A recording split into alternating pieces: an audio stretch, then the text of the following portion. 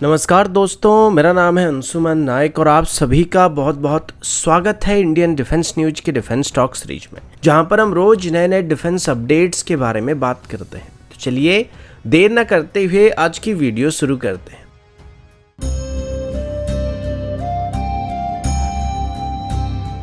आज की पहली अपडेट इंडियन एयरफोर्स की तरफ से, और अभी हम वर्तमान की इंडियन एयरफोर्स की सबसे बेहतरीन एयरक्राफ्ट के बारे में बात करने वाले हैं। वर्तमान इंडियन एयरफोर्स की सबसे बेहतरीन एयरक्राफ्ट की बात करें तो वो रफाल है, और अभी हमारे पास कुल मिलाकर 36 रफाल मौजूद हैं। लेकिन इसके बाद फ्रांस की तरफ से भारत को एडिशनल रफाल को भी ऑफर किया गया था, जिसमें फॉलोन ऑर्डर के तौर पर एडिशनल 36 जेट को खरीदने का प्रपोजल दिया गया था। पहले ऐसा लगा था कि इनिशियल रफाइल्स को डिलीवर करने के बाद फिर से शायद 36 और रफेल के लिए ऑर्डर को प्लेस किया जा सकता था, लेकिन अभी तक इस पर इंडियन एयरफोर्स की तरफ से कोई पॉजिटिव फीडबैक नहीं किया गया था। हालांकि इसको लेके हमारे प्रीवियस एयरफोर्स चीफ की तरफ से थोड़ा इंटरेस्ट दिखाया गया था, लेकिन हमारे वर्तमान के एयरफोर्स चीफ के आते आते एडिशनल 36 रफाल की डील को ऑफ द टेबल कर दिया गया था और पूरा फोकस वहां पे मल्टी रोल कॉम्बैट एयरक्राफ्ट की टेंडर पे शिफ्ट कर दिया गया था। लेकिन वर्तमान की बात करें तो अभी तक भी जो मल्टी रोल कॉम्बैट एयरक्राफ्ट की टेंडर ये आगे नहीं बढ़ रहा है या उतनी तेजी से आगे नहीं बढ़ पा रहा है। तो शायद अभी इसी वजह से इंडियन एयरफोर्स की टॉप ऑफिसर्स की तरफ से एडिशनल 36 रफाल को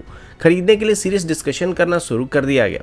इसके पीछे एक और मेजर कारण ये भी हो सकता है कि अभी नेवी के टेंडर में रफाल की सिलेक्ट होने की बात सामने आ रही है, जिसमें 26 एयरक्राफ्ट को खरीदा जाने वाला है। तो शायद अभी इसी के साथ एडिशनल 36 और रफाल को खरीदने का प्लान किया जा रहा है, जो कि ओवरऑल हमको सस्ते पड़ सकते हैं। लेकिन साथ ही अभी मिली कुछ और रिपोर्ट के मुताबिक इस एडिशनल रफाल के ऑर्डर के बाद भी इंडियन एयरफोर्स की तरफ से रफाल की एक और थर्ड बैच के ऑर्डर को करने का प्लान किया जा रहा है, जिसमें फिर से 36 रफेल को खरीदा जाएगा, जो कि एक गवर्नमेंट टू गवर्नमेंट डील होने वाली है। और ऐसे कुल मिलाकर इंडियन एयरफोर्स में 3 अलग अलग बैच में 108 रफेल को इंडक्ट कर दिया जाएगा, जिसके बाद टेक्निकली हमको मल्टी रोल कॉम्बैट एयरक्राफ्ट की टेंडर की कोई जरूरत ही नहीं पड़ने वाली, जिसमें हम लोग अभी 114 एयरक्राफ्ट को खरीदने के लिए बातचीत कर रहे थे। क्योंकि अभी हम लोग सीधे तौर पर सेम नंबर के एयरक्राफ्ट को रफाल डील के साथ ही खरीद सकते हैं, और जो बाकी बचे हुए नंबर है उनको इंडिजिनसली डेवलप किए गए एयरक्राफ्ट के लिए आसानी से भरपाई किया जा सकता है। तो overall multi role combat aircraft की टेंडर को कैंसिल करके अभी उसको रफाल की बैच ऑर्डर से रिप्लेस किया जा सकता है।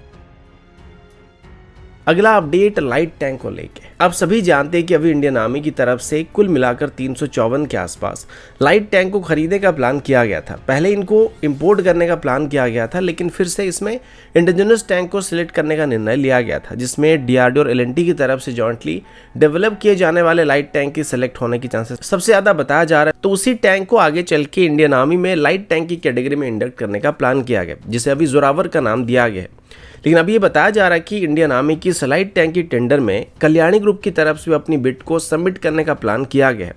और अभी कल्याणी ग्रुप की तरफ से भी एक लाइट टैंक को इंडियन आर्मी को ऑफर किया जाने वाला है। अभी तक कल्याणी ग्रुप की तरफ से अपनी लाइट टैंक की मॉडल या डिज़ाइन को तो कहीं पर भी डिस्प्ले नहीं किया गया था, और ना ही कल्याणी ग्रुप की तरफ से अपनी लाइट टैंक की कोई स्पेसिफिकेशन को इशू किया गया था। और बस इतना पता चला कि पहले कल्याणी ग्रुप की तरफ से जनरल डायनामिक के साथ कुछ बातचीत किया जा रहा था, लेकिन अभी तक ये बात क्लियर नहीं है कि कल्याणी ग्रुप अभी जनरल डायनामिक के साथ मिलकर कोई टैंक को बना रहा है या फिर उसको भारत में बनाने की कोशिश कर रहा है या फिर नहीं कर रहा है। इसके बाद कल्याणी ग्रुप की तरफ से कुछ जगह पर अपनी कुछ पोस्टर्स को इशू किया गया था, डॉक्यूमेंट को इशू किया गया था। उसमें टुपलर लाइट टैंक की इमेज दिखाया गया था, जो कि एक टर्किश ओरिजिन टैंक है। लेकिन इसको लेके भी बात पूरी तरीके से कंफर्म नहीं हुआ कि क्या कल्याणी ग्रुप अभी टर्किश ऑटोकार ऑटोमोटिव के साथ उनकी टुपलर लाइट टैंक को भारत में बनाने के लिए बातचीत कर रहा है फिर नहीं कर रहा है। और जहां तक उम्मीद है कि भारत कभी भी टर्किश ओरिजिन इक्विपमेंट को इतना ज़्यादा प्रेफरेंस नहीं देने वाला है, तो अगर कल्याणी ग्रुप यहाँ पे टर्की के साथ टाई अप करके कोई टैंक को भारत में बनाने की प्लानिंग कर रहा है, तो शायद उसको आर्मी आगे चल के इतना प्रेफरेंस नहीं देने वाला है। अगला अपडेट भी इंडियन आर्मी की तरफ से, और अभी हम इंडियन आर्मी की आर्टिलरी गन्स के बारे में बात करने वाले हैं। इंडियन आर्मी की आर्टिलरी गन्स की बात करें तो पिछले कुछ साल पहले तक हमारी आर्टिलरी रेजिमेंट की हालत कोई बहुत ज़्यादा बेहतर नहीं था, लेकिन 2015 से 2020 के अंदर इंडियन आर्मी की आर्टिलरी पावर में काफ़ी ज़्यादा बदलाव आ चुके हैं, जिसमें K9 वज्र T जैसे गन से लेके M777 जैसे गन्स को इंडियन आर्मी में शामिल किया जा चुका है। और इसी बीच इंडिजिनस धनुष गन्स को भी इंडियन आर्मी में शामिल करने का प्लान किया गया था, जिसमें कुल मिलाकर 114 धनुष आर्टिलरी गन्स को इंडियन आर्मी में इंडक्ट करने के लिए ऑर्डर को प्लेस किया गया था। और प्लान के मुताबिक ये सभी गन इंडियन आर्मी को 2022 तक डिलीवर होना चाहिए था, लेकिन अभी तक धनुष गन्स की बस एक ही रेजिमेंट को इंडियन आर्मी में डिलीवर किया गया, जिसमें बस 18 गन शामिल थे। इसमें स्लो प्रोडक्शन रेट एक बहुत ही मेजर कारण है। इसके अलावा जब इनिशियल बैच को डिलीवर करने के बाद आर्मी को धनुष आर्टिलरी गन्स की सेकेंड रेजिमेंट को डिलीवर करना शुरू किया गया था, तो उसमें सबसे पहले जो 5 गन को डिलीवर किया गया था उसको चेक करने के बाद आर्मी की तरफ से क्वालिटी इशू बताकर फर्दर डिलीवरी को लेने से इनकार कर दिया गया था, जिस वजह से इनकी डिलीवरी पोस्टपोन्ड हो गई थी